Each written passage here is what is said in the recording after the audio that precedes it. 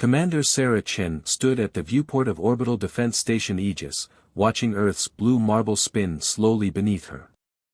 The holographic displays surrounding her workstation blinked with increasingly urgent warnings. Her hands, steady despite 20 hours without sleep, danced across the control interface. "Ma'am, the Zarkax fleet just breached the Kuiper Belt defense line," Lieutenant Rodriguez reported, his voice tight with tension.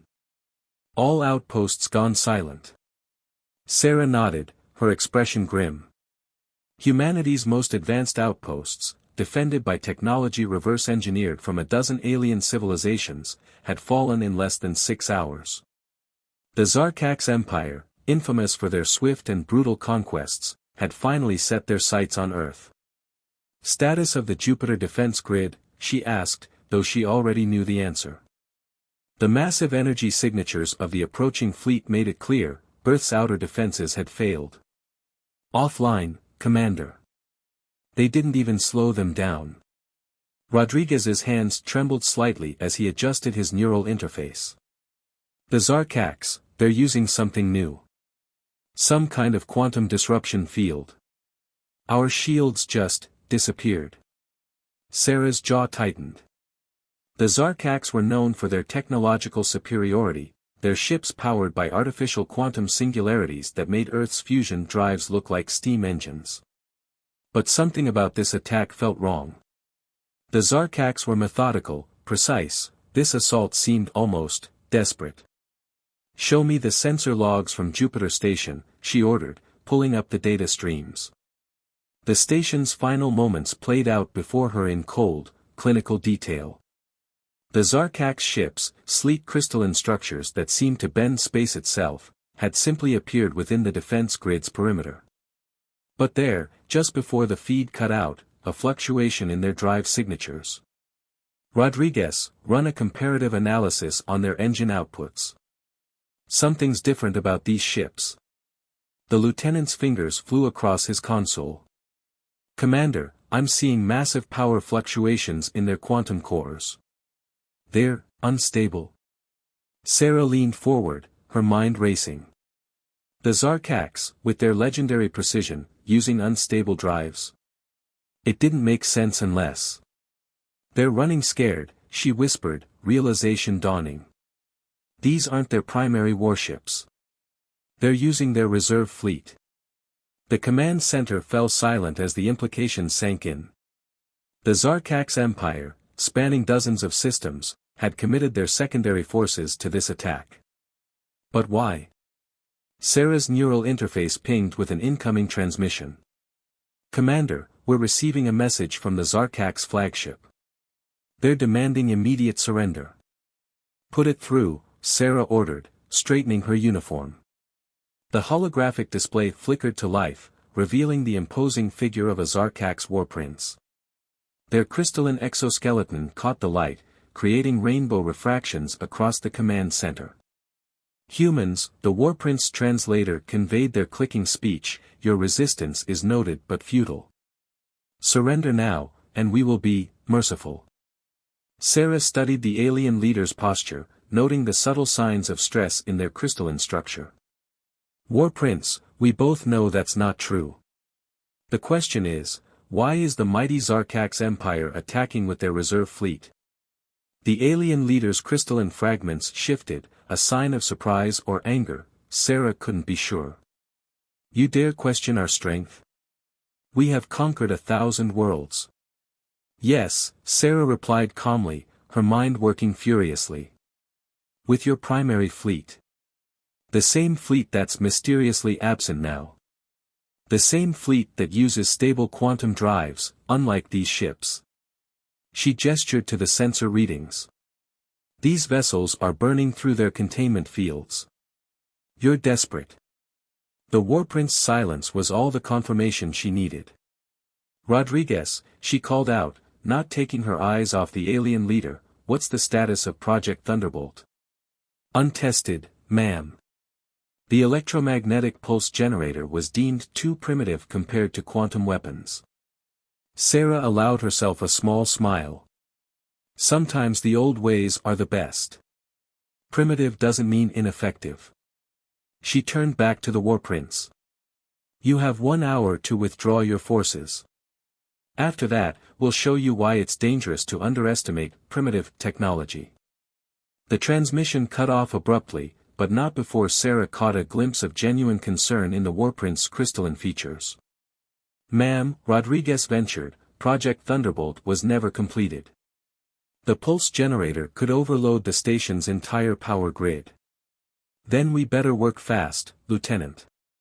Sarah pulled up the project schematics. Because in 1 hour, we're either going to save Earth or go down trying. And I don't plan on going down today. As her crew scrambled to modify the station's systems, Sarah took one last look at Earth. The Zarkax had made a critical mistake. They'd assumed humanity's primitive technology would be easy to overcome. They were about to learn why that assumption had cost so many other empires their victories. The game was about to change, and humanity's apparent weakness would become their greatest strength. The Aegis station's engineering bay hummed with frenetic energy as crews worked to modify the experimental electromagnetic pulse generator. Sarah watched as Chief Engineer Patel made the final adjustments to the massive device, its copper coils gleaming under the emergency lighting. The good news is, the basic principle is sound, Patel explained, wiping sweat from her brow. The quantum drives the Zarkax use. They're basically artificial singularities held stable by incredibly complex electromagnetic fields. If we can disrupt those fields. The bad news? Sarah asked, already dreading the answer. We've got enough power for maybe one shot. Maybe. Patel gestured to the station's straining reactor core. And we'll have to drop our own shields to do it. If it doesn't work. Then we're defenseless, Sarah finished. She checked the countdown timer, 43 minutes remaining. What about the range? That's actually the one bit of good news, Rodriguez chimed in from his workstation. The Zarkax ship's unstable drives are actually amplifying electromagnetic frequencies. If we time this right, we could create a cascade effect. Sarah's neural interface suddenly pulsed with an incoming transmission. Not from the Zarkax this time, but from an unexpected source. The ID signature was Mercury, one of the species supposedly loyal to the Zarkax Empire. Put it through, secure channel, she ordered. The holographic display materialized, showing a Mercury elder, their bioluminescent patches glowing with nervous energy. Commander Chen, the elder spoke, their translator rendering their harmonic language into English. We have information you need. Sarah leaned forward. The Mercury were known for their scientific expertise, and their bitter history of subjugation by the Zarkax. I'm listening. The Zarkax fleet you face, it is not just their reserve. It is all they have left. The Elder's bioluminescence flickered rapidly. Their primary fleet was destroyed 3 cycles ago, attempting to breach the quantum barrier around the galactic core. The pieces suddenly clicked into place. That's why they're desperate, Sarah breathed. They're not just trying to conquer Earth. They need your resources to rebuild, the Elder confirmed. But more importantly, they need to prove they are still strong. If word of their weakness spreads, their empire fragments, Sarah finished. She studied the alien's expression carefully. Why tell us this? The Elder's lights pulsed with what might have been anger. We have watched for centuries as they conquered through fear and technological superiority. But now, a pause. There are many within the Empire who would welcome its end. Ma'am. Rodriguez's urgent call interrupted the conversation. Multiple ships decloaking throughout the system. Mercury signatures. The Elder's expression remained calm. We are not the only ones who tire of Zarkax rule. Their empire was built on the belief that their technology made them invincible. Show the galaxy it does not, and their whole house of cards collapses, Sarah finished. A plan was forming in her mind. These ships of yours, how well can they handle electromagnetic interference? The Elder's bioluminescence flickered with what might have been amusement. Far better than Zarkak's vessels. Our evolution on a magnetically active world ensured that. Sarah turned to her crew. Patel, Rodriguez, how quickly can we modify the pulse generator's frequency to spare Mercury ships? Give me 15 minutes, Patel replied, already diving back into the machinery. The next half hour was a blur of activity. As Patel's team recalibrated the pulse generator, Sarah coordinated with the newly arrived Mercury ships, positioning them strategically throughout the system. The Zarkaks, still confident in their technological superiority, seemed content to wait out their ultimatum. Their mistake. With 5 minutes remaining on the countdown, Sarah addressed her crew and their new allies. The Zarkaks built their empire on the assumption that advanced technology always triumphs. Today, we prove them wrong. Today, we show them that sometimes the simplest solutions are the most effective. She turned to Rodriguez. Send a message to the War Prince. Tell them. She smiled. Tell them humanity declines their generous offer. The response was immediate. The Zarkaks' fleet surged forward, their unstable quantum drives leaving trails of distorted spacetime in their wake. Just as Sarah had hoped, they moved to surround the station, putting themselves in perfect position for what came next. Now, Patel. Sarah commanded. The station's lights dimmed as power diverted to the pulse generator. For a moment, nothing seemed to happen. Then, like a ripple becoming a tsunami, the electromagnetic pulse expanded outward. The Mercury ships, protected by their modified shields, held firm. The Zarkaks' fleet was not so fortunate. Ship after ship went dark as their quantum containment fields collapsed. Some managed emergency shutdowns. Others. Sarah forced herself to watch as several vessels imploded, their artificial singularities breaking free of control. Multiple surrenders coming in, Rodriguez reported, his voice thick with disbelief. The Warprince's flagship, they're standing down. The Mercury Elder's hologram reappeared. It is done. Already, word spreads through the Empire. The invincible Zarkaks, defeated by primitive technology. Their bioluminescence pulsed with what was definitely satisfaction. The revolution begins today. Sarah nodded, but her attention was already turning to the challenges ahead. The Zarkaks' empire wouldn't fall in a day, and Earth had just announced its presence on the galactic stage in a very dramatic way. Rodriguez, she called out, get me a secure channel to Earth Command. They need to know that our world just got a lot bigger, and a lot more complicated. As she prepared her report, Sarah couldn't help but smile at the irony. The Zarkaks had come to Earth expecting to find primitive beings ripe for conquest.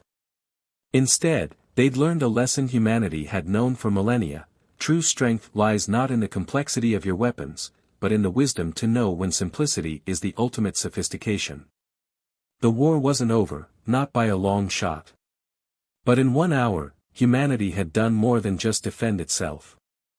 They'd sparked a revolution that would reshape the galaxy. And they'd done it with technology the Zarkaks had dismissed as primitive. Sometimes, Sarah reflected, the best way to win a war isn't to match your enemy's strength, it's to turn their strengths into weaknesses. The Zarkaks had learned that lesson today. She wondered what other lessons humanity would teach the galaxy in the days to come. News of Earth's victory spread through the galaxy like a shockwave. Within days of the Zarkaks' defeat, Sarah found herself managing not just Earth's orbital defense, but an impromptu diplomatic center as representatives from dozens of subjugated species arrived at Aegis Station. Another delegation requesting permission to dock, Rodriguez reported, his console displaying a riot of alien signatures. Looks like the Velthri this time. That makes 17 species in the last week. Sarah rubbed her temples, fighting off exhaustion. The station's corridors now buzzed with a cacophony of translated languages and the movement of beings who, until recently, had been content to ignore humanity's existence. How many of them were loyal to the Zarkaks' empire? All of them, officially, Patel answered, not looking up from her work modifying the station's environmental systems to accommodate their diverse guests. Unofficially, they've all been waiting for this moment. The Zarkaks weren't just conquerors, they were technological gatekeepers. The Mrekkari Elder, who had become a permanent fixture in the command center, pulsed in agreement. They controlled access to quantum drive technology, enforced their standards across the galaxy. Many worlds have technologies the Zarkaks declared primitive and forbidden, technologies that might now prove valuable. Sarah's neural interface pinged with priority alerts. The Zarkaks' response to their defeat was beginning. Not with military force, they couldn't risk exposing their weakness further, but with economic warfare. Trade routes were being shut down, technological access points closed off. They're trying to isolate us, Sarah mused, studying the reports. Cut Earth off from potential allies before we can establish proper diplomatic relations. A strategy that might have worked a century ago, the Mrekkari Elder commented. But they forget, humans achieved spaceflight without quantum drives. You built a civilization without their approved technology. And now? Now we've proven those alternatives can work, Sarah finished. She turned to her crew. Rodriguez, get me a line to Earth Command. Patel, I need you to compile everything we've learned about Zarkak's quantum technology. It's time for Phase 2. The next few hours were a blur of activity. As delegations continued to arrive, Sarah presented her plan to Earth's leadership. It was ambitious, perhaps even reckless, but it played to humanity's greatest strengths. The Zarkaks built their empire on technological dependence, she explained to the assembled commanders. Everyone relies on their quantum drives, their communication networks, their trade routes. But Earth? We got to space the hard way. We built backup systems, redundancies, alternatives. And now? Now we can offer those alternatives to others, General Martinez finished, her hologram nodding appreciatively. Create a parallel infrastructure independent of Zarkak's control. Exactly. Sarah gestured to the data streaming across their displays. The Mrekkari have already agreed to share their magnetic shielding technology. The Velfry are experts in biological computing. Combine that with Earth's primitive but reliable technologies. We could build something new, Patel chimed in, excitement clear in her voice. A technological framework that doesn't rely on quantum manipulation, one the Zarkaks can't control or disrupt. The next few weeks tested the limits of human adaptability. Aegis Station transformed into a hub of technological and cultural exchange. Species that had been isolated by Zarkak's restrictions found common ground in their shared desire for independence.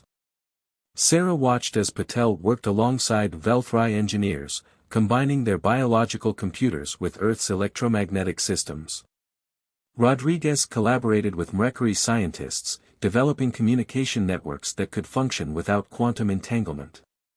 Every day brought new breakthroughs, new possibilities. But the Zarkaks weren't idle. Reports filtered in of increased military activity along their borders. The Empire was rallying its remaining forces, preparing for what they hoped would be a decisive strike to restore their dominance. Let them come, Sarah told her worried crew. Every day they wait makes us stronger. Every species that joins us brings new knowledge, new perspectives. The Zarkaks built an empire by convincing everyone that their way was the only way forward.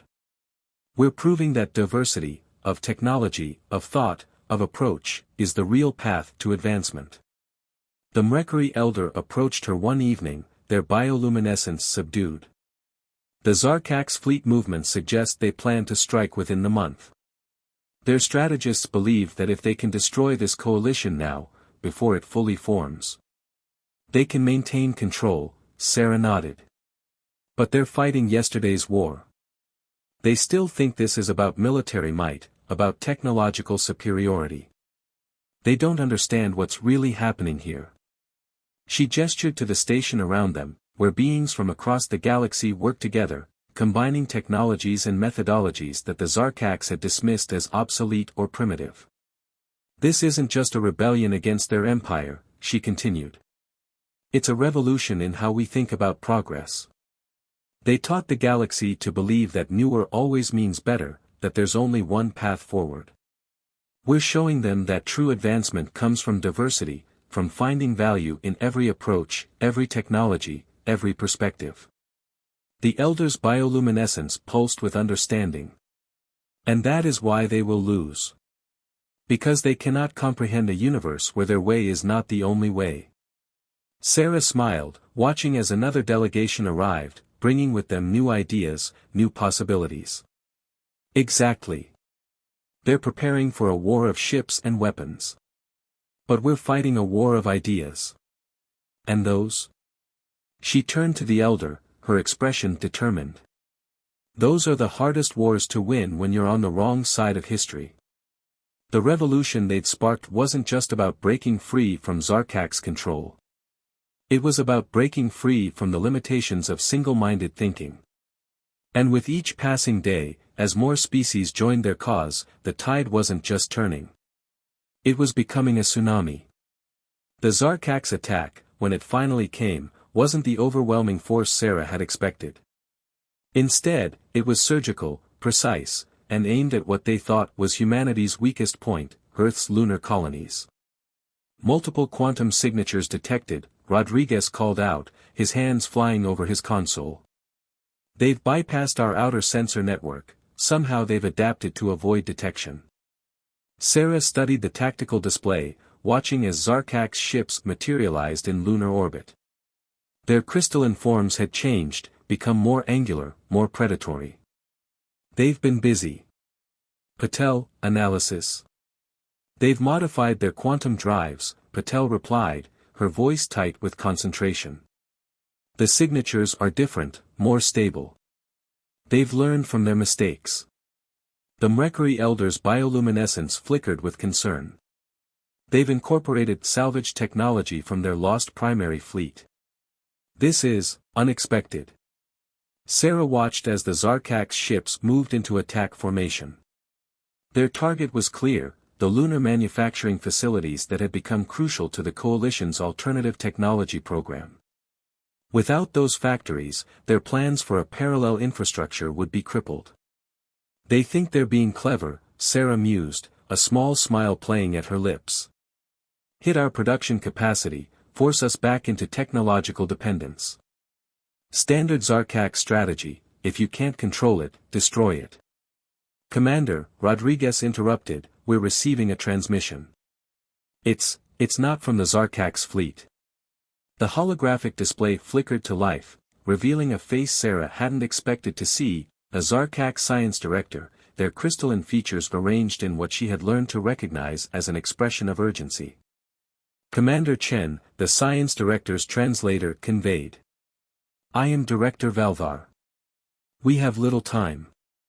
What you are facing is not the true Zarkak's fleet. Sarah's eyes narrowed. Explain. The War Council has been compromised.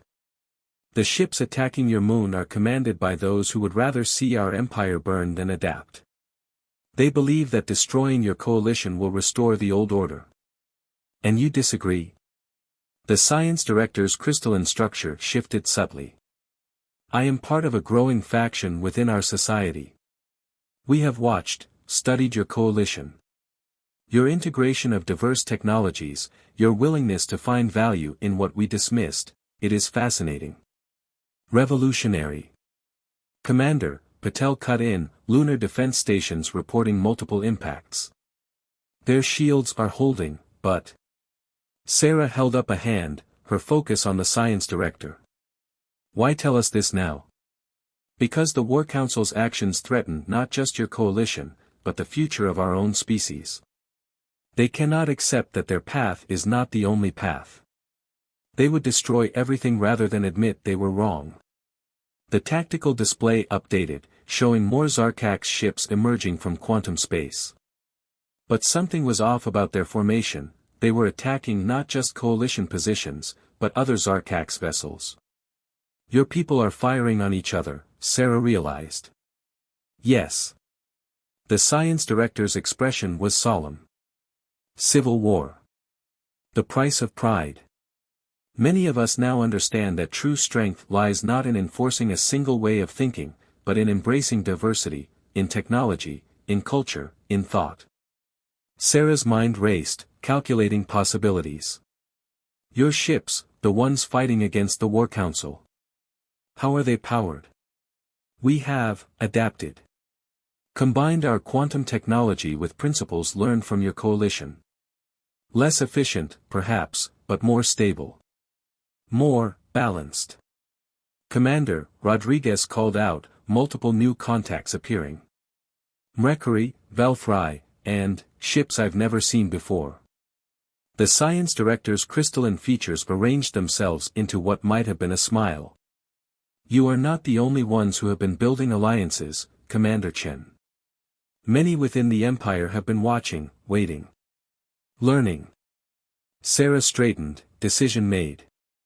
Patel, transmit the modified shield frequencies to Director Valdar's ships.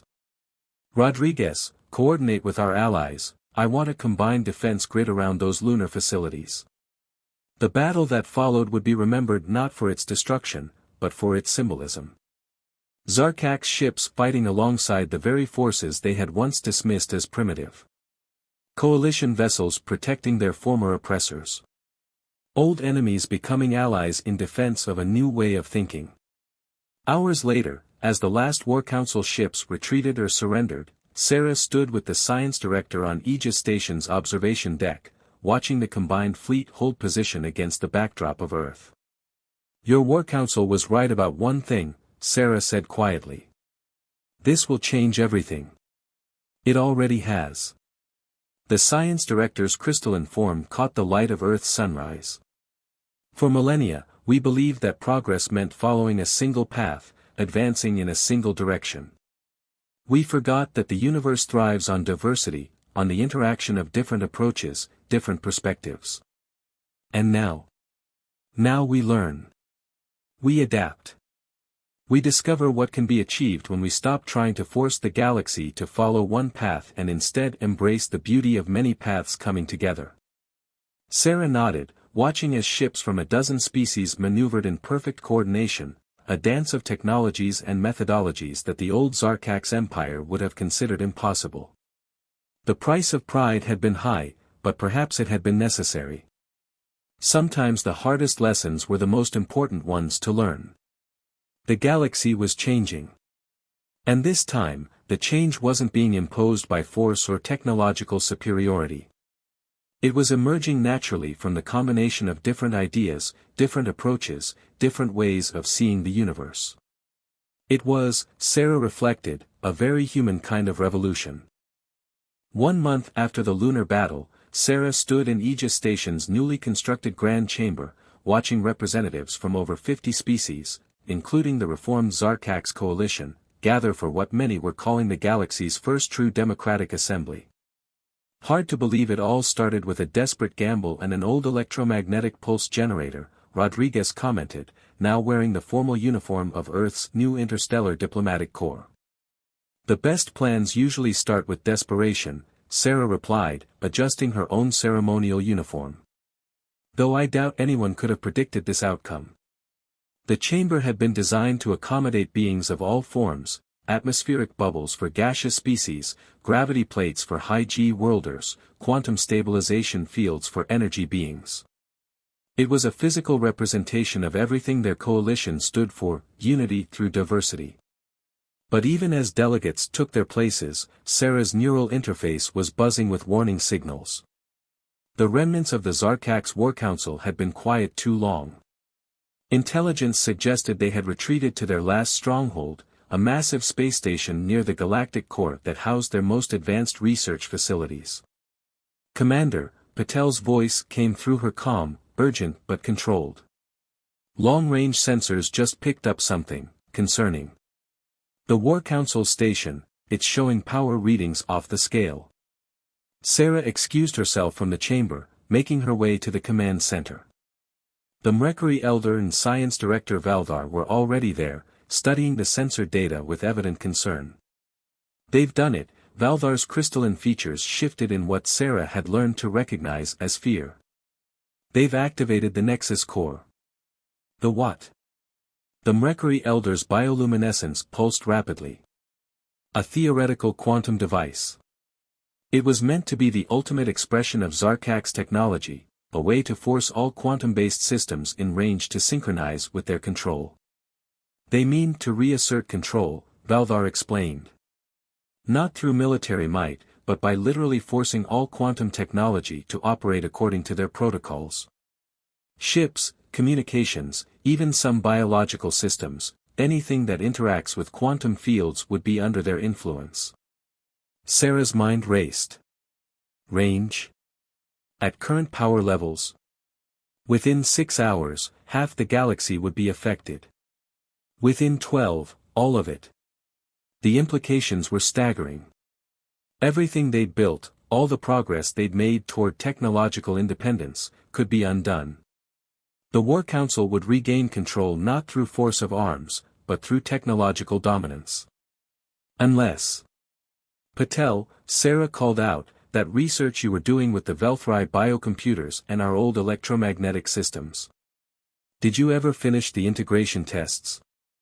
Yes, but. Patel's eyes widened as she realized what Sarah was suggesting. You want to use our primitive technology to disrupt a quantum synchronization wave? That's either brilliant or insane.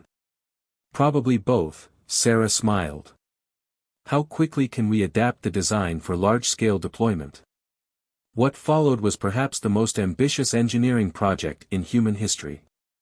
As the Nexus core powered up, coalition ships from across the galaxy converged on Earth.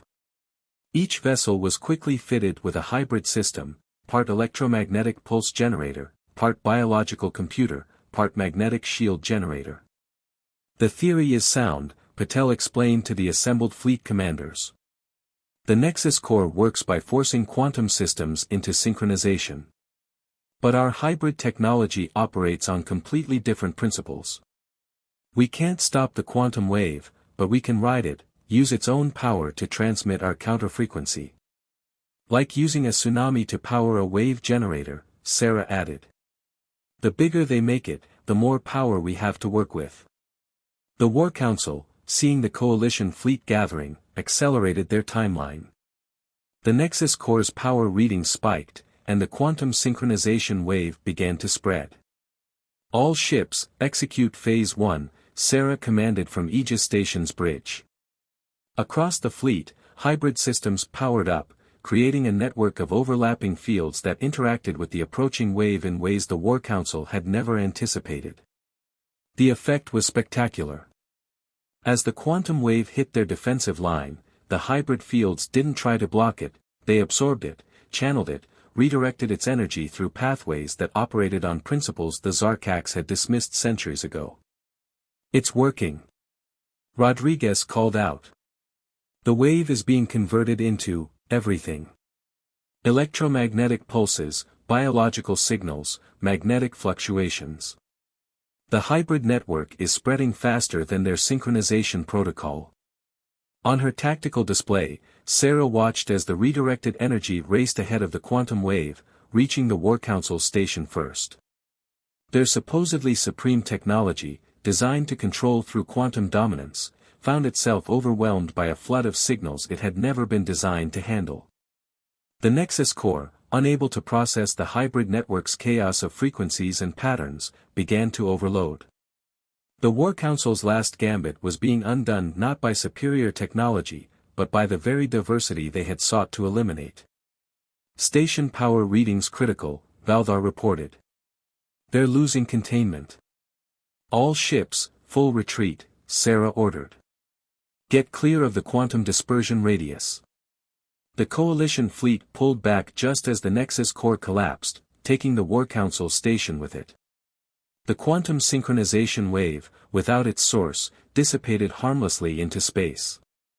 Hours later, as the delegates reassembled in the Grand Chamber, Sarah stood with her crew and allies, watching as representatives from across the galaxy signed the first draft of a new accord, one that guaranteed technological independence and celebrated innovation in all its forms. You know what the real irony is, she said to no one in particular. The War Council was right about one thing, the galaxy did need unity. They just never understood that true unity comes from embracing our differences, not erasing them. The Mrekkari elders' bioluminescence pulsed in agreement. They sought to control the future by forcing everyone to follow the same path. Instead, they taught us all that the future belongs to those who can see the value in every path. Sarah nodded, watching as former enemies became allies, as different species and technologies and ideas came together in ways she had never imagined possible. The galaxy was entering a new age, not one of enforced uniformity, but of celebrated diversity. And it had all started with a single hour, when humanity had dared to suggest that sometimes the simplest solutions were the most powerful ones of all. The future, she realized, would belong not to those who insisted on their way being the only way, but to those who were willing to learn from every way forward. It was a very human lesson, and now, it was one the galaxy would never forget.